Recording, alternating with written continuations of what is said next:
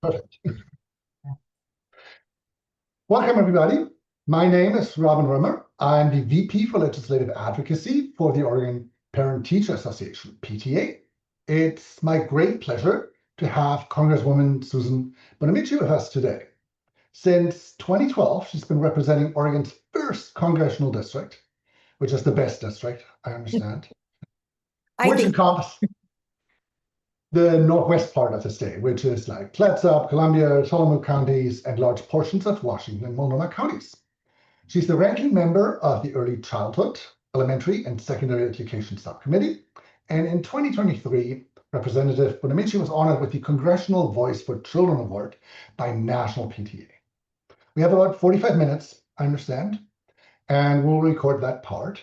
And for all of our attendees, if you want to, you can please introduce yourself in the chat so we have a little bit of an idea who's with us today, and feel free to use the chat to chime in during the conversation.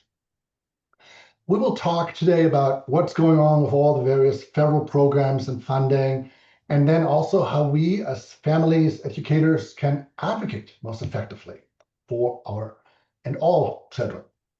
Congresswoman, thank you so much for being here today.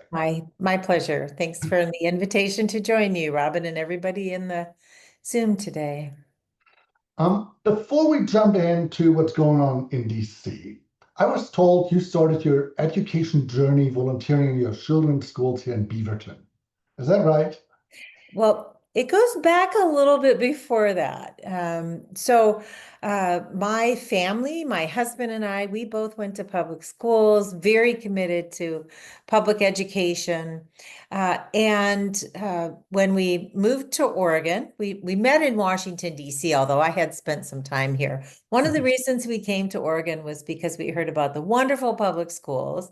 And my youngest child, who is now turning 35, was born the year Measure 5 passed. So those of you who know Oregon history know that Measure 5 changed the way we fund schools, and it also really resulted in a lot of cuts. So um, I started with being in the neighborhood and saying, I live in the Beaverton School District. Why is the play structure falling apart, and why are the class sizes so big, and why don't we have art and music? So I became one of the very involved parents. I was fortunate enough to be able to take some time away from my career and become an advocate for public education. So it wasn't just in my kids' schools. I also did work on a district-wide level, and then I did some work with a nonprofit organization now called the Civics Learning Project, to educate students about the legal system, students in grades 5 through 12 for the whole metro area. I was a parent volunteer in many different ways in the classroom, and organizing fundraisers, participated in the art literacy program, and organized hoop shoots and gift wrap sales and all those things where we were trying to fill the gaps. I also served for a couple of terms on the Beaverton Education Foundation, and our job was to do the fundraising and then use the funds raised through the foundation to support extended learning opportunities, special programs in classrooms.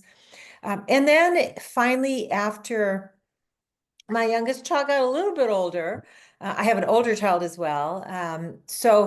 After they got a little bit older, I ran for the state legislature. And part of that was because of public education and wanting to have the strong school system that our communities want and deserve. And so I served both in the House, and then one term in the House, and then 2 terms in the Senate. And in the Senate, I served on the Education Committee. And we worked on things like mandate reform. We realized that districts were spending a lot of time on complying with lots of mandates that didn't really need to be in law.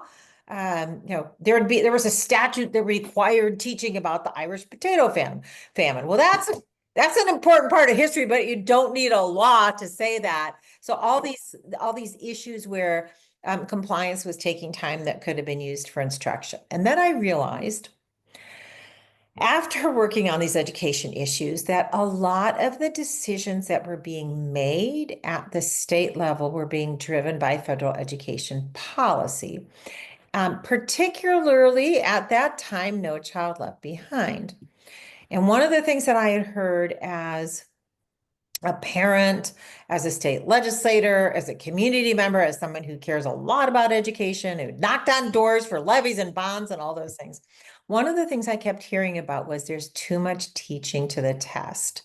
There isn't enough time for well-rounded education. So one of the main reasons I ran for Congress was because I realized that No Child Left Behind, which was well-intentioned, was really driving these decisions that put, again, too much emphasis on test scores. And assessments are important. Good assessments, good quality assessments that are used to inform learning, those are good. But what was happening was that other classes were being cut. The classes that were tested were getting all the importance. And instead of using the assessments to help inform instruction, the assessments were being used to punish educators and schools. So I'm going to stop in a minute because I know we want some conversation, but I'm explaining why it was so important to me to change No Child Left Behind. So people were saying, if you don't get good test scores, your whole school is labeled as failing, and then those students can go somewhere else. And to me, I thought, wait, the school is failing doesn't make sense. A school is a building, right? A school is a building. And to say that the school is failing, the real question should be, if there are students who are not doing well in that school, we should ask why. I've always been a supporter of parental involvement. It's a great thing. It's important for students. And so I thought parental involvement, great. We should have more teacher conferences. We should have language translators. We should offer childcare or transportation or things to be able to get parents more involved, particularly parents who didn't have the opportunity to maybe help during the day. But instead, the questions were all about, how can we get their test scores up so we aren't labeled as failing? And, to me, it's like, are the kids hungry? Are they homeless? Is there lead in the water? I mean, nationally, when you think about all these challenges, I want to answer all those questions before I start talking about, is a school failing? So when I got on the education committee in Congress, there I was pretty much a new member of Congress, like number 400 out of 435 and in the minority party, but we worked really hard building relationships, forming the sort of coalitions. And in December of 2015, President Obama signed the Bipartisan Every Student Succeeds Act. And what that bill does, even though it hasn't been implemented yet with fidelity, because we had a Secretary DeVos, who wasn't interested, then we had a pandemic. What it does is it keeps the focus on local control for curriculum and decision making, and those decisions belong at the local level. What's in the curriculum, how many teachers, who gets hired. But what it did at the federal level was to say, we're going to respect that local control, but we also want to help fill those opportunity gaps, because the federal role in education is really all about civil rights. So all the title programs, Title I. I want to get to that too. So so those are the reasons why I went to Congress, and No Child Left Behind. And then I still serve on the education committee, and I'm doing everything I can to improve education. I want to setting the context for the federal debate. And if those of us who follow the news, there seems to be a lot going on. Indeed. So I would be interested in your perspective. Like, you've been in Congress for a few years now. Like, how have the last 6 months, how would you compare them to the time before? Yes, it's very, very challenging right now for many reasons. I served during when I joined Congress, I worked with several different education secretaries. Arne Duncan was there when I first joined, and then John King. And then during the first Trump administration, there was Betsy DeVos, and she didn't have much interest in public education, but we kind of got through. And we weren't able to do the implementation of the Every Student Succeeds Act, but we pretty much maintained as much as we could, and had bipartisan resolutions supporting public education, et cetera. And then, of course, worked with Secretary Cardona during the Biden administration to try to improve things like, getting more people into education, protecting public education. I'm a big supporter of arts education, especially now because when we need creative problem solvers in our workforce and in our society. But in the past 6 months, 7 months now since the second Trump administration has been incredibly challenging because the goal of the administration and the goal of the Secretary of Education, who, by the way, is not qualified to be Secretary of Education. She doesn't have an education background other than the fact that she went to school, and she, I believe, spent a very short period of time at a state or district level, but definitely not the educator background and the background of the prior education secretaries. They want to eliminate the Department of Education. Eliminate the Department of Education. And the message that sends around the country and around the world, to me, is backwards. And why in the world would we want to send a message that we are eliminating the Department of Education? And sometimes they say, well, we want to give it back to the states. The decisions are already at the state level. So we've been able to, through speaking out and protesting at the Department of Education and meetings and hearings, we have been able to reach at least a commitment from the Education Secretary, Secretary McMahon, that they will not eliminate Title I or IDEA. So that's what they're saying. Well, we won't eliminate them. But the question is, the people who used to implement those programs, they're all Department of Education staff, and a lot of them have been laid off. And if they shutter that building, you get rid of all the people who have the experience in implementing those programs. I don't know where they will send them. Frankly, if they send them to the Health and Human Services Department, agency, I'm not confident in Secretary Kennedy's competence in administering education programs either. And with regard to student loans, like some of the biggest cuts that they've made have been in access to higher education.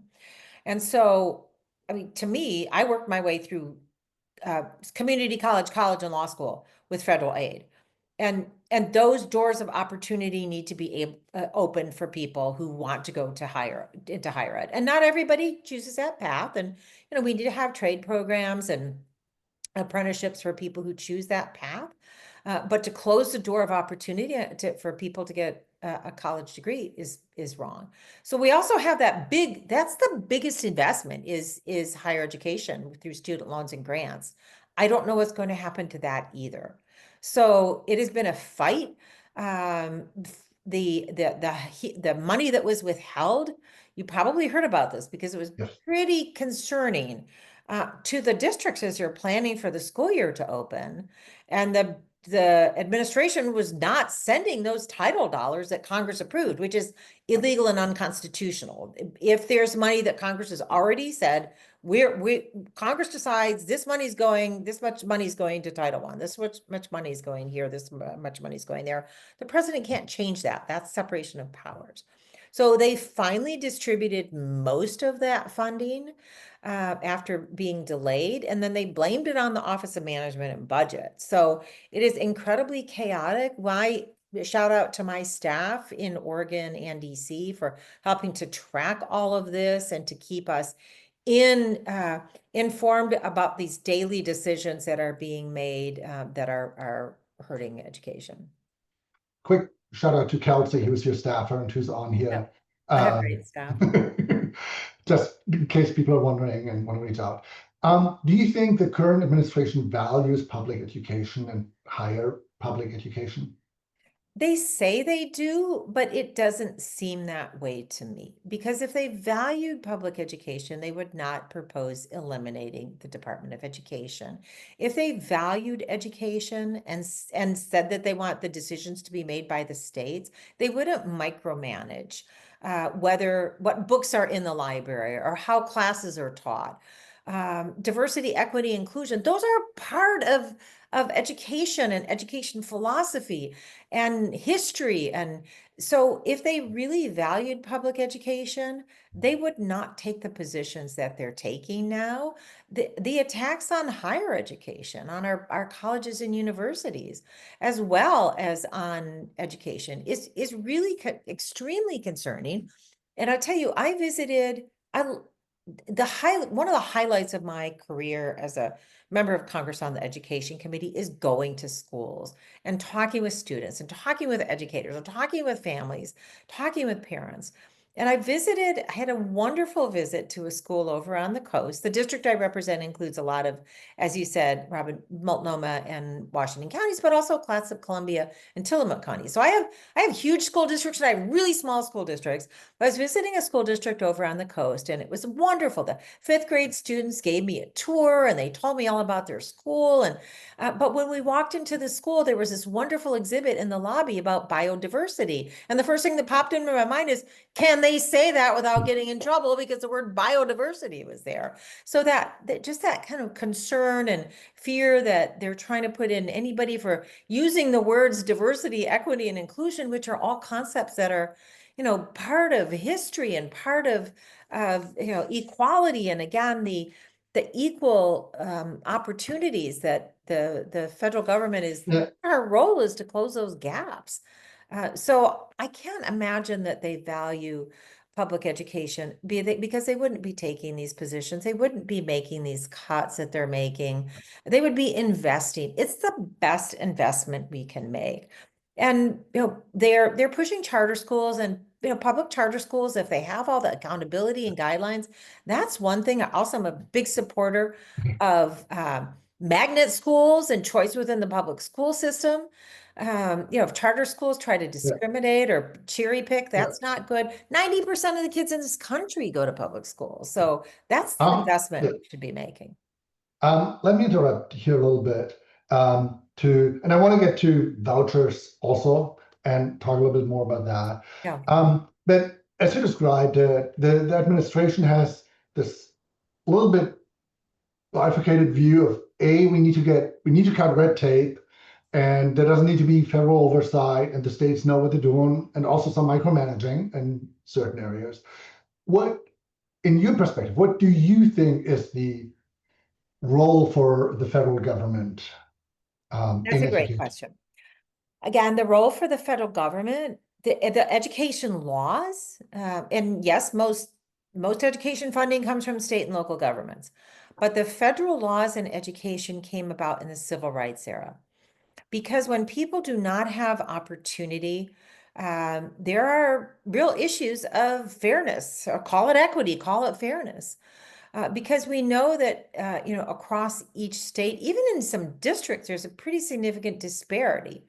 And so when students have more opportunities, that's where Title I came from, for example. When schools have a higher population of low-income students, they need more resources. When students with disabilities are enrolled in our public schools, as they should be enrolled, they deserve to have the accommodations they need and the support they need to meet their educational needs. That's why IDEA was created. And so these programs are really about, closing the opportunity gaps. And again, they came about in the civil rights era, and the Department of Education has an Office of Civil Rights, or they did anyway. It's down to just a few people now, but their Office of Civil Rights is there so that people have a place to go to say, look, my child is not getting, or being discriminated against, or my child is not getting the education they deserve as a student with disabilities, or my child is being discriminated against in college, or so that's what the Office of Civil Rights is supposed to be for. So again, it's about equal opportunity. Well, we're never going to be equal, but equal opportunity and closing those gaps. And so the title programs, Title II for professional development for educators, Title III for English language learners, Title IV, which is in the Every Student Succeeds Act, we took a lot of the programs and put them together. So Title IV, Title 4A, it's well-rounded education. That's where we can have some support for arts education, music education. It's school safety and it's technology. Those are the three buckets in Title 4A. Because without those funds, the students from the higher income families will have books at home and technology at home and music lessons that their parents can pay for, but parents who can't afford those, their kids are left out. So it's really about closing those gaps. But again, the curriculum decisions, the hiring decisions, those are best left to the districts, because districts are so different. I mentioned, I have Portland Public Schools and I have, tiny little districts with 1 or 2 schools. So they're going to make different decisions based on their population. And that's what school boards are for. That's what parental input is for. But again, the federal role is really about equity of opportunity, and early childhood education, best investment we can make. So programs like Head Start. I'm hearing the Trump administration argue that, like, by eliminating or consolidating is what they're calling, right, the different grant programs, they're making it easier for the individual schools and states and districts to really put the money where the needs are, instead of having to manage complex grant programs and being like really restricted in what certain funding can go to. Well, Um, I'm sorry, go ahead. yeah, no, I was wondering what you think of that, both with your experience, also when you Sure. did some of that work Yeah. at the state level and trying to eliminate mandates. Right, right. Well, we already consolidated programs when we did the Every Student Succeeds Act in 2015. And if there are places where things aren't working well, I always invite districts or states to let us know how we can help that. But their idea of consolidation is we're going to cut all this money and then say we're making it more efficient. So I'm all about making things more efficient if we can find smarter, better ways to do things, but you don't cut a lot of the funding. So their proposal involved cutting a lot of the funding. If we want to talk about streamlining it, sign me up, but don't cut all the funding and then say we're just making it streamlined. Which cuts do you worry about the most? Well, now that a lot of the funding has been distributed, I really worried greatly about the Title I, IDEA, and Title 4A funding. I'm Again, those should be robust investments. And I was grateful. In fact, I thanked the secretary for getting that money out the door, trying to build a working relationship. But if those programs are cut, it's just fewer opportunities for students. I'm extremely worried about the cuts to higher education, the loan programs, and closing those doors of opportunity for students. And I'm worried as well, even though it's not a funding cut, it's a threat to cut funding that they're making to any program. And this is not just in education, that embodies diversity, equity, and inclusion. So that to me is really concerning. I've been fighting all along these efforts in the committee to sort of micromanage what books can be in libraries. That's why we have media specials. That's why we have school boards. That's not something members of Congress should be deciding, what books are in a library. And we need more librarians. Just Absolutely. My throwing brother's that the out there. academic librarian. He's retired now, but I have that in my family. And yeah, absolutely. Um, do you see any areas where you think Republicans are interested in investing more in public Um, education? Yes, in career and technical education has been historically bipartisan. Now, whether we'll get more funding, I would hope we would. I've been a longtime supporter of career and technical education courses here in Oregon. We value CTE. In fact, we passed a whole ballot measure to support CTE. And there is a bipartisan piece of legislation called the Perkins Career and Technical Education Act that I lead with my Republican co-lead, Congressman and G.T. Thompson from Pennsylvania. So we've been working on that. That hands-on learning is wonderful. Some of the resources, in fact, most of the resources come from state and local funds, but the federal funds from the Perkins Act help support those programs and also can pay for a lot of the equipment or supplies that are needed for CTE. And CTE performs many different functions. Some of the schools have multiple different CTE options.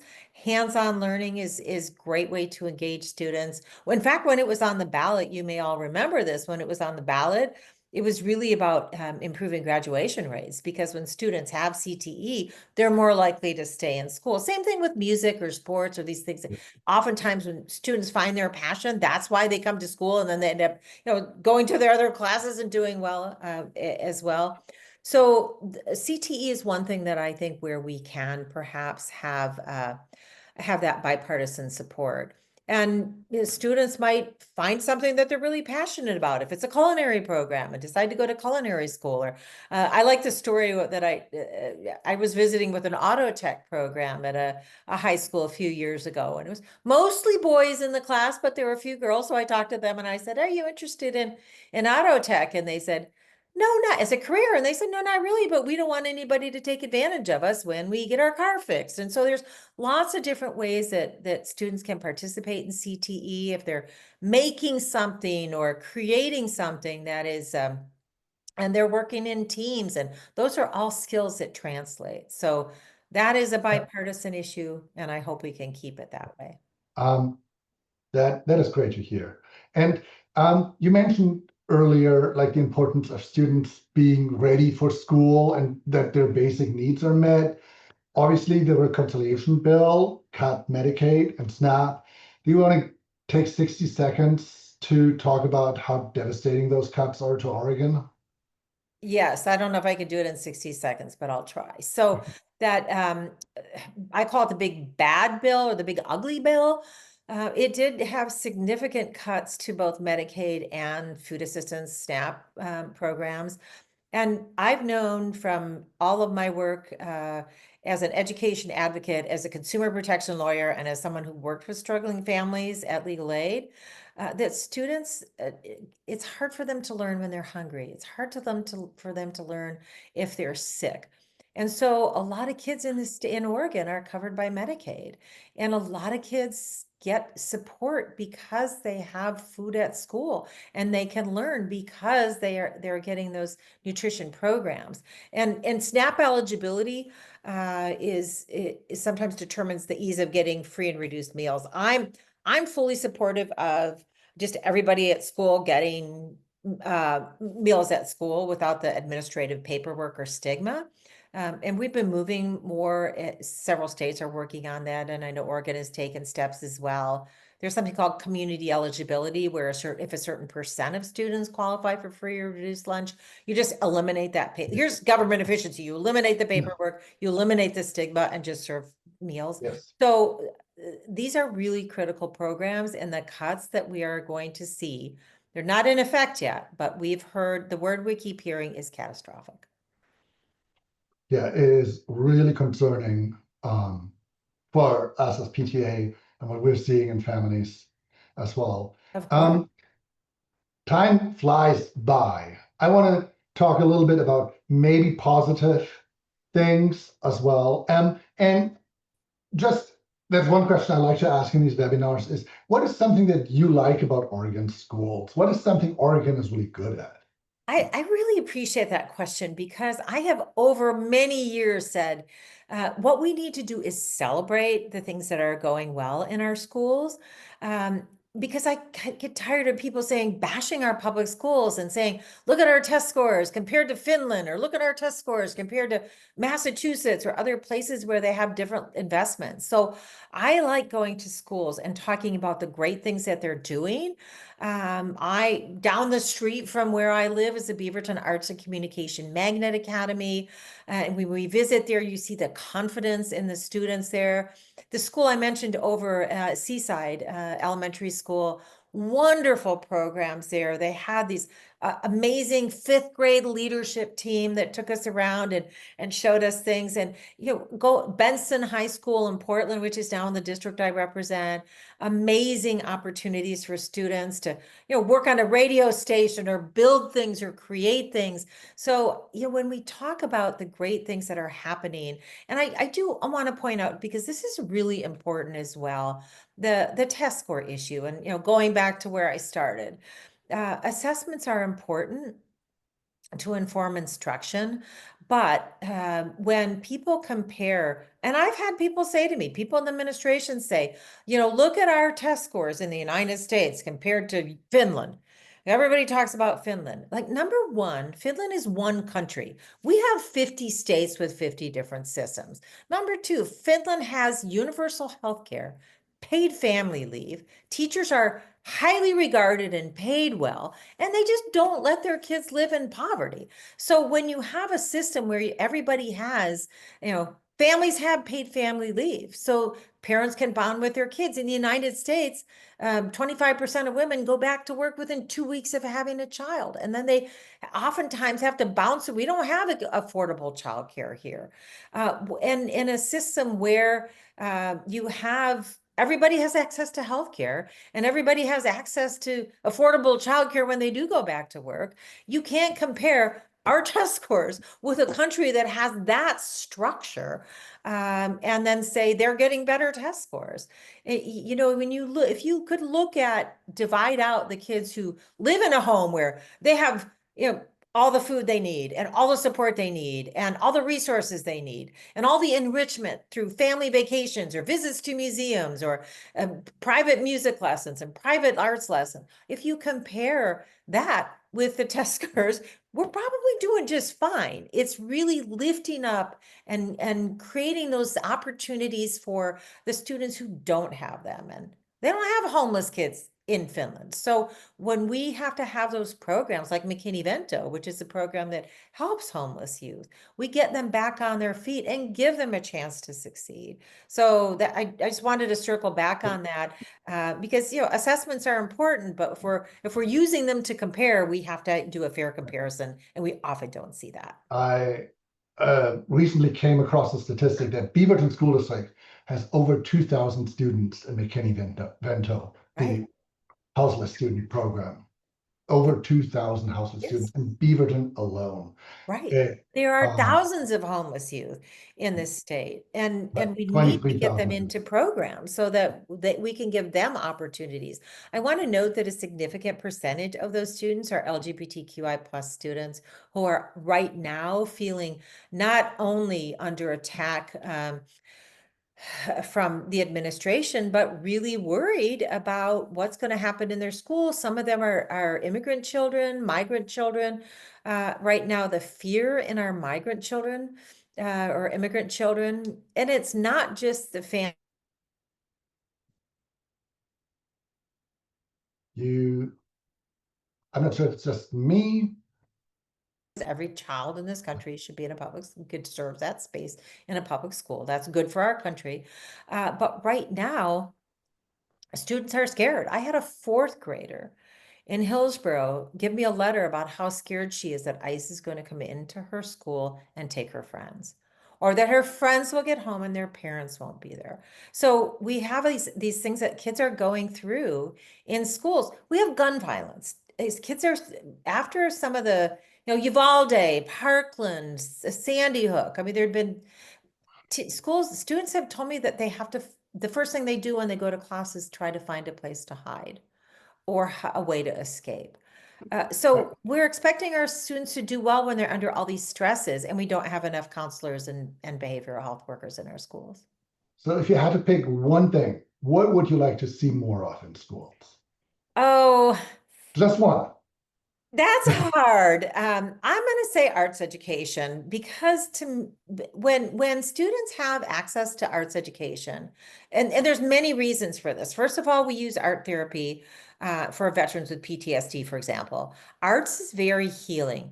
Number two, we need creative people. It's about educating both the left brain and the right brain. So we need creative people. Number three, arts bring us together. It helps us tell stories. It helps us form bonds. It helps us connect with people who have a different background. But also, we didn't talk about devices or AI yet, or I don't know if we'll have time, but particularly in the world of artificial intelligence, a lot of the people used to say everybody needs to learn how to code. Well, so many of these things are going to be done by artificial intelligence. We need creative thinkers, critical thinkers, ethicists, people who can be able to say what's right and what's wrong. And arts education really does lead to that critical creative thinking that we're going to need, especially in a world of AI. A lot of our members, and kind of trying to wrap this conversation up because we're running out of time, unfortunately, is how can our members advocate best for our children, for all our children, for our families? What is effective? Like, does emailing you matter? Like, it Absolutely. It absolutely and matters to email, to stay in touch, to come to town hall meetings, but also speak up in your community. Talk to your school board, talk to your friends and neighbors. There's a significant amount of disinformation and misinformation out there. Like for example, about Medicaid, because some people are saying, "Oh, that won't really be cuts. That's just people who are undocumented." But that's not true because the federal dollars don't pay for Medicaid for undocumented people. Our state dollars do, but not the federal dollars. Or that's just getting waste, fraud, and abuse. That's not true either. And then when you hear stories about how diversity, equity, and inclusion are bad in schools, no, they aren't. It's actually good to have diversity. My kids went to school here in Beaverton with 90 languages, and they learned so much from students from other countries and other backgrounds. History. Some people might say it's DEI to teach about history. It's not. So speak up, but also please let us know. It's important for me if I can go back to Washington, D.C. and say, I heard from 5,000 people who don't want us to cut federal education funding. I heard from 8,000 people who said they want to have access to Pell Grants and the TRIO program that help first generation college students. Those are just examples, but let us know. Just briefly on vouchers. There's obviously an attempt to pass vouchers that's happening. Typically, we've been able to fight back on that because of rural districts. It makes no sense to tell somebody in a small district, we're cutting your public education funding, but here's a voucher so your child can go to another school. There that is doesn't no other exist. school, right? There is no other school. There is no other school. And oftentimes the school is the heart of the community. So how offensive is it to say, here's a voucher so you can go someplace else? So typically, I mean, for me, it's about supporting our public schools where more than 90% of students are there. And I saw these questions in the chat as well. A lot of parents are wondering, like, how do we cross the partisan divide? How do we reach out and talk to Sure. Cliff Bent in Oregon, Yeah. basically? How can we convince him? What works with him? Do you have any idea, or how can we reach out to him and ensure that he understands? No, the best way is to tell stories about what this means to you and your family and your community. And all of us in the Oregon, everybody in our Oregon House delegation served in the Oregon legislature, including Cliff Benz, as well as the other members of the delegation. The best way is to just talk about how it affects you and especially if you're constituents in the second congressional district. Talk about how this would affect your family and what it means. I mean, I told a story. I stood on the House floor and told a story of the fourth grader who wrote me the letter about being scared in school because of ICE raids, because people need to know what this is, the fear that that's putting into communities. So tell your story, talk about what it means, whether it be the Medicaid cuts or the possible, cuts to funding. There's still a couple of educational programs that haven't been funded. And that's just for now. Now, going forward, we don't know what's going to happen with all this funding for the next cycle round. But tell the story about what it means to you. If you want to start out with talking about the importance of career and technical education and how that is bipartisan, but then talk about the opportunities that would be lost if students didn't have access to the Title I funds. It would be harder for low-income families, or access to IDEA funds, or access to those Title IV-A grants that pay for things like technology, programs that help keep students safe in school, well-rounded education. So those are things that are beneficial. And talk about what a good investment is. Early childhood. I've seen estimates everywhere. For every dollar we spend is somewhere between $7 and $14 return. And when we invest in early childhood education, students start the K-12 system ready to learn. When they're adjusted and have that background, we're going to spend less on extra programs, on social services programs, later on in the criminal justice system. It is a good investment. What keeps you going after so many years? What keeps me going is I come home to Oregon to recharge my batteries, to meet with people here, to have those conversations, to talk with families, to talk with students. I was just, one of the reasons I was a couple of minutes late is because I was up at a conference talking about the need for more affordable housing and migrant family housing. So it is talking to people in the district. And I know when people are counting on me to be their voice, it gives me the energy to fight for these values. And for the way I frame things are, is this policy going to create a better future for the people I represent? And to me, investing in public education really is creating a better future. When my immigrant grandparents came here for the American dream, they knew if they worked hard and played by the rules that the next generation would have a better life. And in fact, they did. My parents' generation had a better life than my grandparents. My peers and in my age group, we've had a better life than our parents. And then my kids who are now in their 30s, sometimes I'm wondering, if we don't address climate change, if we don't invest in higher education, if we don't invest in making those opportunities. So that's what keeps me going, is knowing that you all deserve better than you're getting right now. And we are going to make that. I'm committed to making that future better and brighter.